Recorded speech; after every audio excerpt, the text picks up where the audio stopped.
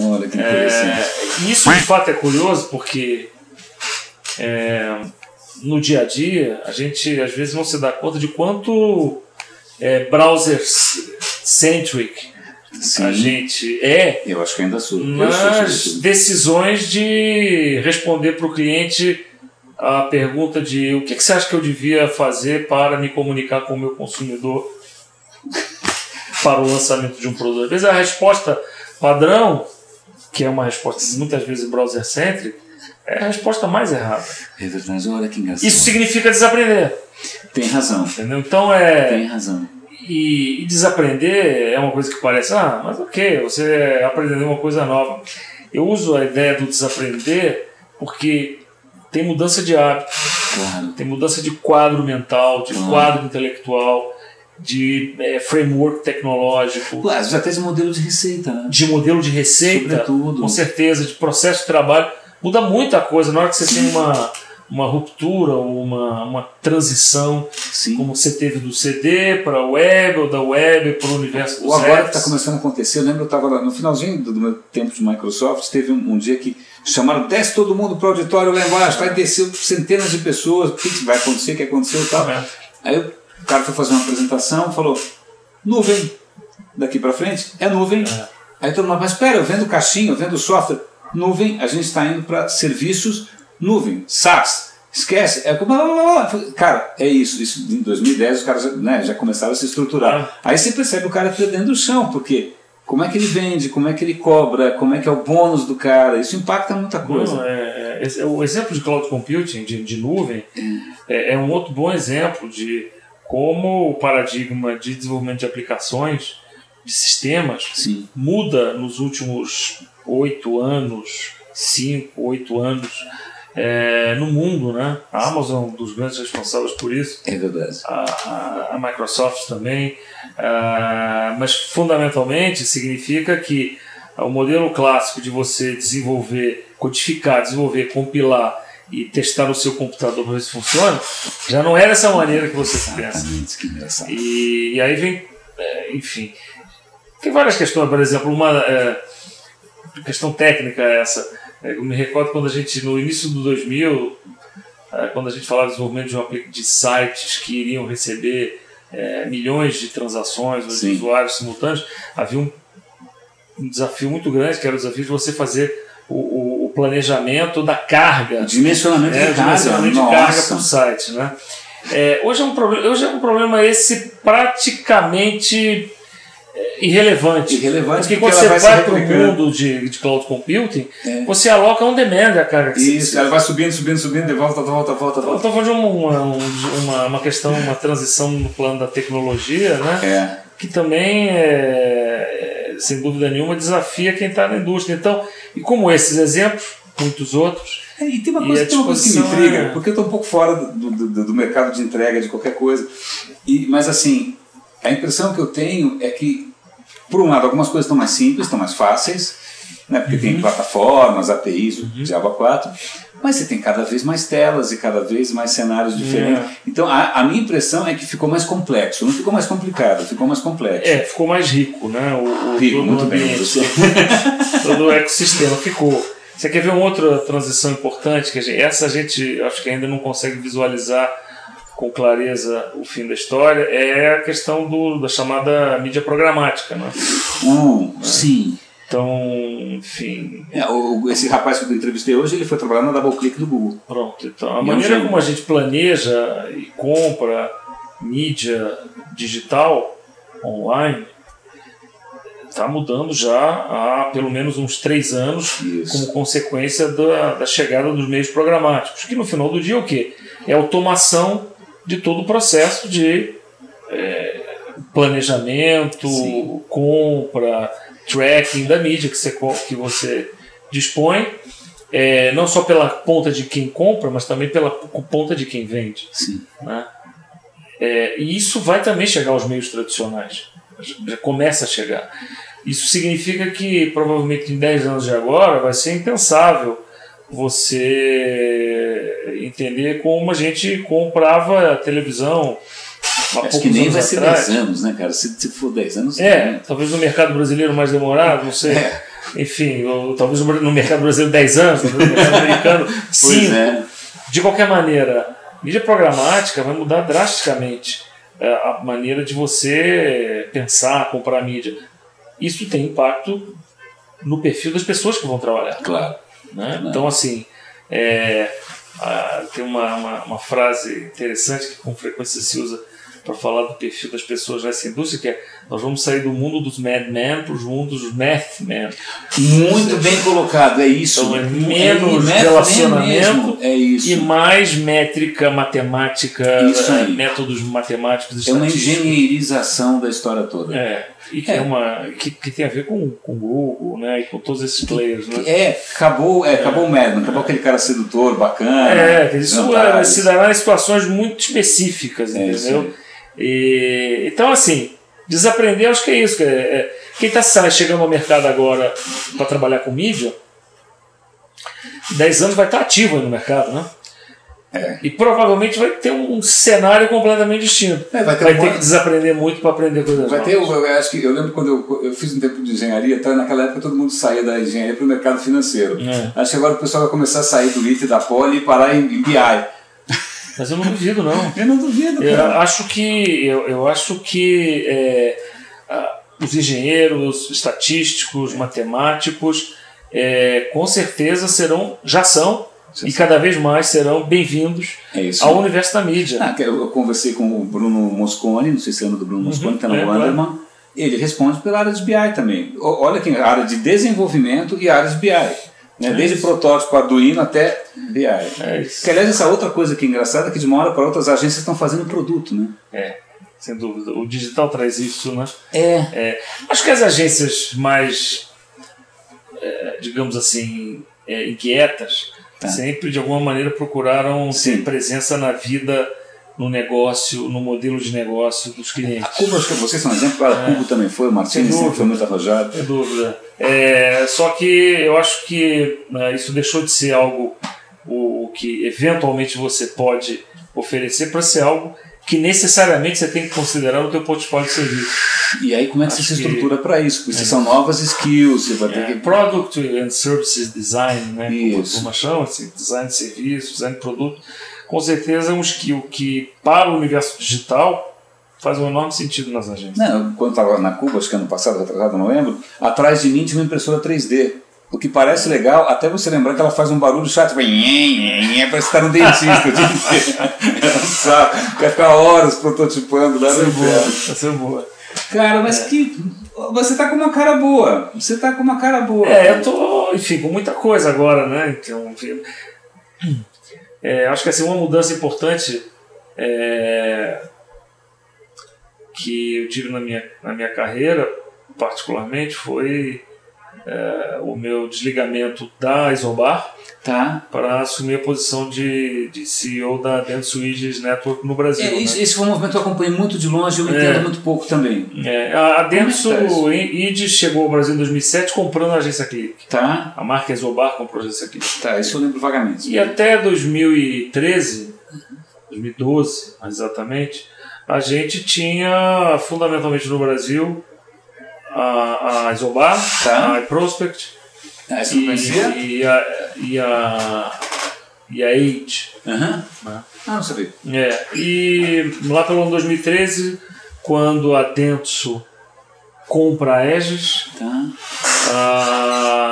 a gente enfim, foi no mercado brasileiro convidado a reestruturar o modelo de atuação, incorporando novas empresas como a Dentsu, como a Love, como a Copérnicos. Nossa!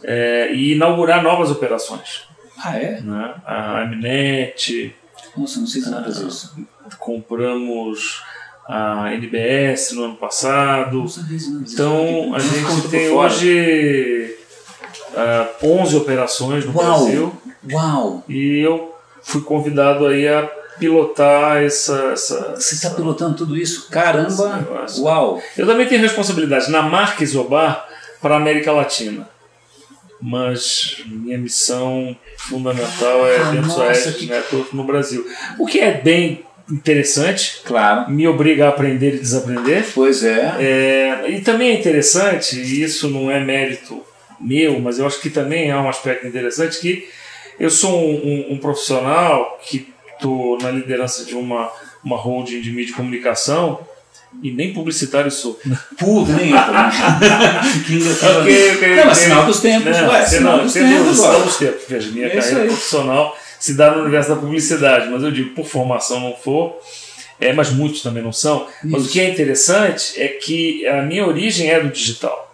Né? Então, assim, provavelmente eu sou um dos primeiros profissionais aí que chega na gestão de estruturas na indústria de comunicação, mídia e comunicação no Brasil. Eventualmente não é comum também encontrar em outros mercados, cuja origem é a indústria do digital, das agências digital. Você não é... olha, você nunca passou pelo off. Não. Olha, que engraçado. Nunca passei pelo off. O que fez barulho aqui? Acho que no celular, desencana. Mas aí tem uma... Nunca passei pelo off. Então é interessante, porque de fato me obriga a interagir com questões, problemas, dinâmicas, que para mim às vezes são meio estranhas, claro. Curiosas, ou às vezes bastante atraentes, mas no final do dia, assim, eu acho que o grande desafio é ajudar o grupo todo a caminhar alinhado e convergindo para uma visão de que o digital o espaço para o qual a comunicação está indo. É implacável, né? Tac, sem volta. Sem volta, né? Que curioso isso. Engraçado porque lá atrás a gente falava, será que esse negócio vai dar certo? Quantos milhões de usuários tem no Brasil? De uma hora para outra é o ar que todo mundo respira. A questão está ultrapassada. É evidente que isso não significa que a televisão, como a gente a conhece, vai deixar de existir, pelo menos num horizonte visível, que o impresso vai deixar de existir. Pelo menos eu particularmente, eu também recebo ler jornal em casa. Eu gosto muito de poesia, sempre digo que não consigo ler poesia no iPad ou no Kindle, não. Preciso ler no papel. Mas enfim, tudo isso para dizer que de fato os outros suportes, os outros meios, eles existirão. Mas do ponto de vista de relevância de negócio no âmbito da indústria para os objetivos das marcas e dos anunciantes, será um nicho. E sabe o que é uma coisa que eu fico pensando? Porque poxa, vocês foram praticamente uma startup brasileira, uma empresa brasileira. Aí de uma hora para outra você faz... Eu lembro disso a hora que eu pela primeira vez trabalhei numa grande corporação. Que a gente está acostumado a ser cowboy, né? Você vai lá, faz tudo sozinho, passa, senta no servidor, tá? Aí de uma hora para outra você tem uma corporação que tem policies, que tem política. Mas eu sou um animal que me... você adapta. Eu tenho uma boa capacidade de adaptação. Design responsivo, né? Você é responsivo. Eu sou bem responsivo às mudanças do ambiente. Não, mas eu tenho... Veja, eu não tenho problemas com a vida corporativa. Que bom. Eu também não sofro. Eu, na verdade, até gosto. Eu acho que, assim, o fato de você ter policies para seguir, o fato de você ter... enfim, que ter alinhamentos para... Sim, a articulação é mais complicada. E a articulação é mais complicada e exige, particularmente assim, de pessoas que vieram do empreendedorismo, digamos assim, do universo do empreendedorismo, exige um esforço de convencimento do outro, que quando você é empreendedor, você não presta muita atenção. Interessante, tem razão, claro. Então, assim, e um convencimento que muitas vezes tem que se dar com dados, bases objetivas, números, são indicativos claros, são referências externas. Não dá pra... Não dá pra dizer, tipo, eu acredito que, meu feeling diz que... Não tem então, assim, de fato, eu acho que a vida corporativa, ela exige de quem nela está, em uma posição de liderança, um esforço de você se adequar e de você, no processo de se adequar, você justificar e convencer os seus interlocutores de que o que você está fazendo está certo, de que a direção que você está dando é correta, de que o que você acredita faz sentido. Então, eu acho que esse é o grande desafio. Mas, por outro lado, eu estava dizendo isso para alguém outro dia, que assim, eu sempre tive que convencer alguém É a história da nossa vida, de um caminho a seguir, entendeu? Isso aí, Novamente, como empreendedor, no fundo do dia, você faz isso também. Você chega para o cliente e diz, paga isso aqui que é o que vale. Uma vez eu passei por um processo no Google, acho que era por uma vaga no YouTube, foi em 2007, faz tempo. E falei com um monte de gringo e tal, e faltava falar com o RH do Brasil. Aí o RH do Brasil me ligou, aí estava assim meio ansioso e tal. Era uma moça super novinha, super boazinha.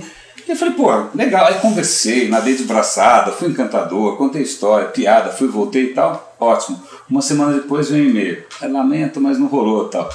Aí eu fiquei, pô, mas foi a melhor entrevista da minha vida e tal. Aí eu tinha uns amigos lá dentro, eu falei, pô, vê lá o que aconteceu, o que eu fiz de errado e tal. Aí ela falou que você conduziu a conversa. Eu falei, mas eu sou pago para isso. A gente é pago para conduzir a conversa, qual foi o problema, né? Então a história da nossa vida é essa. É verdade. Então, eu acho que é assim, a vida corporativa traz esses desafios, mas eu me considero realmente feliz no que faço. Porra, não, cara, toda trajetória legal. Sabe quando eu fiz um freela pro pessoal do MSN, as queridas Zorowski e tal, e aí tinha numa baia lá, o cara tinha uma plaquinha que estava escrito assim: nunca pensei que eu chegasse tão longe vendendo banner.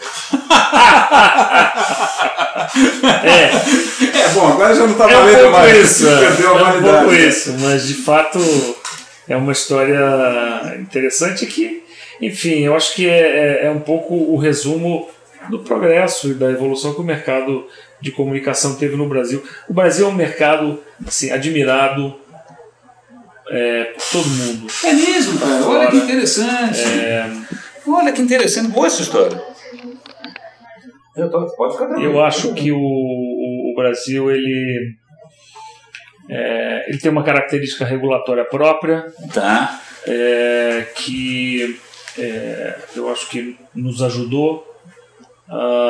Eu acho que é acompanhada, observada por quem está fora, mas independentemente, digamos assim, do modelo regulatório que a gente tem, eu acho que particularmente na seara do digital a gente escreveu uma história muito bem sucedida no mercado brasileiro. Tem profissionais reconhecidos lá fora. Quanta gente a gente exportou? Tem bons amigos que foram para a Microsoft, do Google, etc.